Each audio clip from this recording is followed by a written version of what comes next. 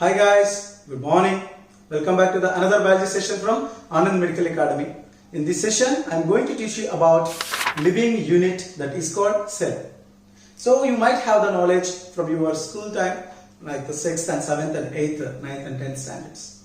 But here in depth you are learning about the cell and it's a cell organ. Mainly if we talk about the cell and cell organelles present in it and their functions and all, that branch goes to cytology or cell biology.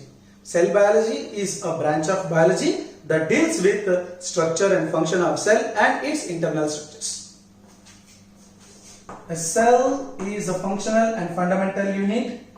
If the group of cells that are structurally, functionally, also originally similar, then that would be called as tissue. So, group of cells will not be considered as a tissue. Group of cells that are structurally and functionally and also originally.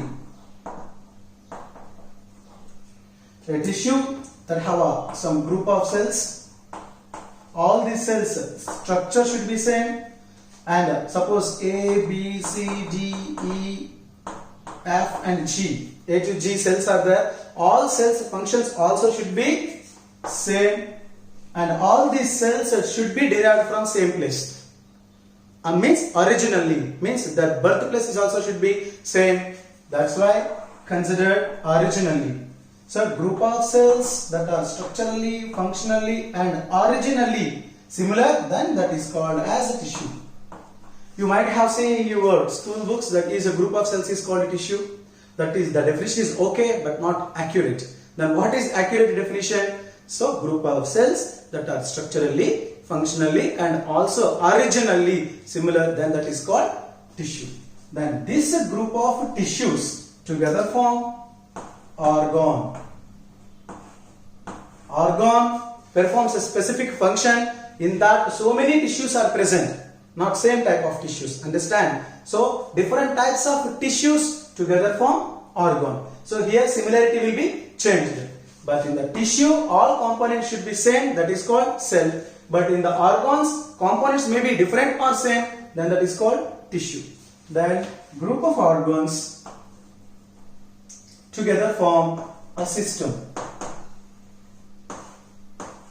For our better understanding, I will tell you, if it is a digestive system, previous classes we had discussed so that if it is a digestive system is made up of so many organs, like from mouth to anus, mouth, esophagus, stomach, small intestine, large intestine, anus, so many organs are there. All organs are not same. The tissues also different. But here you have to consider group of organs called system. Then group of systems called individual or body or living organism.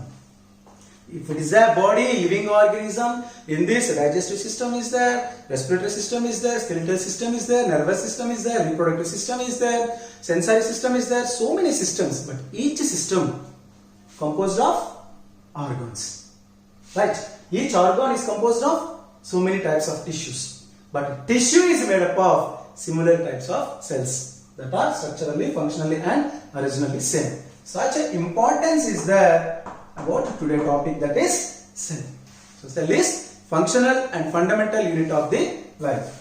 Cell is functional and fundamental unit of the life. What we are going to learn in this session regarding the cell? About cell, so many dimensions are there to learn. Today we are going to discuss about cell shapes and cell structures, or nothing but sizes. So many shapes and sizes are there in the nature. Let us observe the cell, different cell shapes and different cell sizes, couple of minutes. Let me discuss some different cell shapes as per your knowledge. Some cells are spherical or round shape. Nucleus is the center. Example for this is RBC. Also RBC available in disc form, disc shape, and some cells are spindle shape. This is the nucleus inside it. This is spindle shape. Spindle shape is also called fusiform. Fusiform. Example for this is smooth muscle. Smooth muscle cell is a spindle shape. If you see a skeletal muscle cell which is cylindrical, often they have many nucleus. No matter about the nucleus now. This is skeletal muscle. Skeletal muscle shape is cylindrical shape. And if you see elongated cells, tracheids in plants, they helps in the vascular tissue, xylem and phloem. They consist of tracheids. They are elongated shapes, elongated shaped cell. Example, trachea. And if you observe the human neuron, multipolar, it is like so many polars. This is also shape, multipolar shape. Neuron shape is polar, polarized, 2 poles or 3 poles, many poles. If you see here, so many poles are there. The human white blood cells, if you see, they are shapeless and also like amoeba, amoeboid shape. Example, WBC. And if some columnar cells are there in the animal tissue, you already seen the columnar cells, ciliated, some plain. The columnar cells, columnar shaped. Example, simple epithelium or simple columnar epithelium. Simple columnar epithelium is one example. And some cells are hexagonal like that. And liver cells. Liver cells are also called hepatocytes. Hepatocytes. And simple squamous epithelial cells in the top angle also hexagonal, also called polygonal. So this is polygonal shape. Polygonal shape. Plant cells are also polygonal. And hepatocytes, liver cells are also polygonal. If you see some cells which are star shaped cells are also there. In brain, astrocytes are there. Astrocytes in brain, they act as a food supplement cells from the blood to brain. That's why they are also called blood and brain barriers. They are called astrocytes. Type of glial cells in the nervous tissue time I discussed. So many shapes over here in front of you. So skeletal muscle cells are cylindrical. But if in the muscle is a tissue, inside the muscle all cells should be in the same shape and they also should be derived from the same place. And spindle fibers or spindle fusiform is a smooth muscle. RBC available in 2 shapes, so one is a spherical, another one is a disc. WBC have so many shapes and it look like an amoeboid, so that they have to engulf the bacteria and other germs which enters our body with the help of pseudopodia. And some epithelial cells are columnar, some epithelial cells are hexagonal, some epithelial cells are cuboidal. Cuboidal is also like this. Cuboidal cells. Polygonal is there, spherical is there. So many shapes are there in the cells, and according their shapes also helps in for their particular function. Okay. Now let us have a look about the different sizes of this living world. Smallest cells are there, largest cells are there. Even their sizes are different, but functions are unique. smallest cell in the world. That size is about 0.3 microns. That belongs to a kind of bacteria called Mycoplasma. Mycoplasma is a group of bacteria where cell wall is absent. For all bacteria, nothing but prokaryotic cells, cell wall is present except Mycoplasma. They are also called pneumonia like organisms. Smallest organisms in the bacteria group in the living world also. They are also called PPLO. PPLO is a short form. Pleuropneumonia like organisms. Their size is about 0.3 micrometers. It is regarding length. What I am talking is in length. Clear? If you see the largest cell in the living world, here eukaryotic cell comes for the answer. So a typical eukaryotic cell size is about 10 to 20 microns if it is inside the body. If a cell is isolated from the body, means a cell comes out of the body, just like a ostrich egg. Ostrich egg will be considered as isolated. Isolated means what? Separate. So egg is separate from the body. So that is about some 100 centimeters. More than 100 centimeters. It is the largest cell or egg in the animal world. But largest egg according to the body size, kiwi will come. But according to the body size, largest egg is kiwi. But in any cell in the living world, largest part means ostrich egg. So ostrich egg is also eukaryotic cell.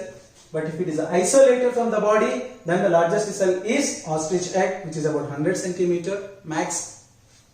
10 to 20 micrometers is a normal, a typical eukaryotic cell of our body. Next parameter, a bacterial cell size. Generally it is about 3 to 5 microns in the length and 1 to 2 microns in the diameter. It is 0.3, even though Mycoplasma belongs to bacteria, which is the smallest cell in the world. Now RBC, the red blood cells which are present in the vertebrates, fishes, amphibians, reptiles, aves and mammals. So even all these vertebrates consist of RBC, whose RBC is largest means I can say it's a frogs or amphibians. Amphibians RBC is largest in its size. But generally in the animal, RBC size leads to 7.0 micrometers in the length. Whereas virus, here one important thing is that virus should not be considered as a cell, but generally size of the virus is about 0.02 to 0.2 micrometers in the length. Virus also exists in different shapes, but don't consider it is as a cell. For the information purpose we have mentioned over there. Then my question now here, what is the longest cell of the human? Mind it, not largest cell. What is the longest cell? Means neuron. A sciatic neuron is present from here to till our ankle, feet. Okay, that cell is about 1 meter in length. So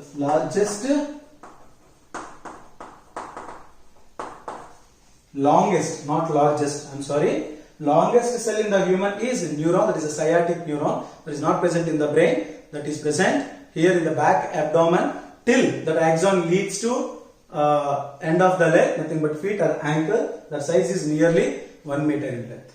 So these are different diameters regarding the respective cells in the nature. Let us see some historical aspect of the cell. Who discovered and how the cell is differentiated from nucleus and protoplasm. Let me discuss you a basic concept about the cell discovery. Before that, let me teach you how the cell boundary differentiate with its inner part. This is cell wall which gives the boundary. It is also called cell membrane. But here the difference is, in case of a eukaryotic cell wall is absent. So cell membrane gives boundary. In case of prokaryotic cell membrane is present. Above that, around that, cell wall is also present. So that cell wall provide boundary to the prokaryotic cell, and cell membrane provide boundary or shape to the eukaryotic cell. Inside that, everything is cytoplasm, and center of the cell or any corner of the cell, nucleus is present. In future classes, we will learn about the nucleus. Nucleus is a double membrane cell organelle.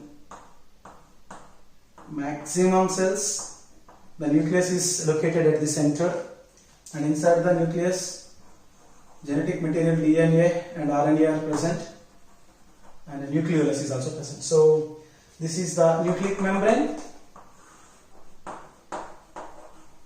Nucleic membrane, and this is cell membrane. So from here to here, if you see, a lot of space is there. This is what occupied by cytoplasm. Cytoplasm, plasm, substance present inside the cell is called cytoplasm. It is also called protoplasm. So simply, this is what cell. First, cell was saw and described by Anton van Leeuwenhoek.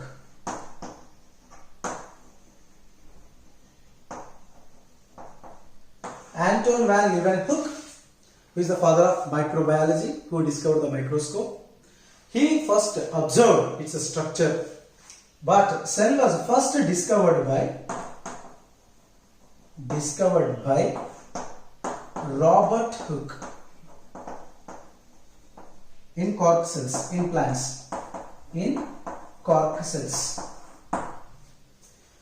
But nucleus was the first found or described by Robert Brown. So this is nucleus. Nucleus was discovered by Robert Brown. The jelly-like substance between the nucleus and cell or inside the cell, which is called cytoplasm and protoplasm. But regarding the cytoplasm, Corti and Fontana, who are there? Corti and Fontana. These two scientists observed some jelly-like substances inside the cell that might be a protoplasm.